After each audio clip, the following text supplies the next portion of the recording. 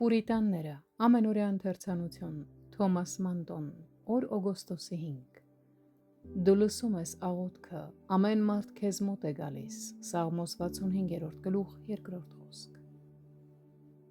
Աղոթքը մեծապես նպաստում է սրտի ընդարձակմանը, որքան ավելի ջերմեռանդ են մարդիկ, այնքան ավելի են ցանկանում մենակ մնալ զատված աղմուկից, հոգսերից և շեղող հանգամանքներից Երբ մարդը լալիս է և սգավոր վիճակում է, նա ծածուկ վայր է փնտրում, որտեղ ազատորեն արտահայտի իր վիշտը։ Նույնպես էլ, երբ մարդը ցանկանում է ամենաջերմեռանդ կերպով խոսել Աստծո հետ, պետք է ծածուկ վայր փնտրի և առանձնանա։ Քրիստոսն էլ իր հոգու ծանր վշտի ժամերին առանձնացավ իր աշակերտներից։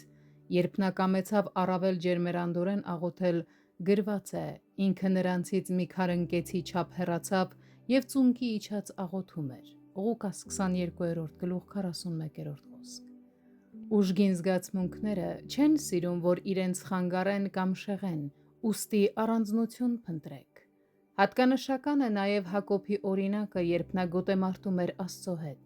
Գրված է. «Եվ Հակոբը մնաց միայնակ, և մի մարդ գոտեմարտում էր նրա հետ մինչև արևածագ» Ծննդոց 32-րդ գլուխ 24-րդ խոսք։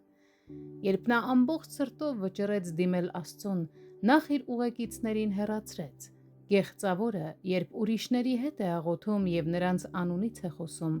հաճախ իր հրապարակային աղոթքներում ավելի մեծ պերճախոսություն և շնորհների արտաքին փայլ է ցուցադրում, բայց երբ մենակ է մնում Աստծո հետ, նա դառնում է մակերեսային ու անտարբեր։ Եթե անգամ նրա մեջ որևէ զգացում էլ արթնանա, ամենաչնչին պատճառը բավական է, որ այն մարի և ընդհատվի։ Սակայն Աստծո զավակները ամենաջերմեռանդ կերպով իրենց սրտերը Աստծո առաջ թափում են իրենց ծածուկ սենյակում։ Այնտեղ, որտեղ նրանք առավել բացահայտորեն ներկայացնում են իրենց անձնական կարիքները, հենց այնտեղ են նրանց զգացմունքները ազատություն գտնում Աստծո հետ գոտեմարտելու համար։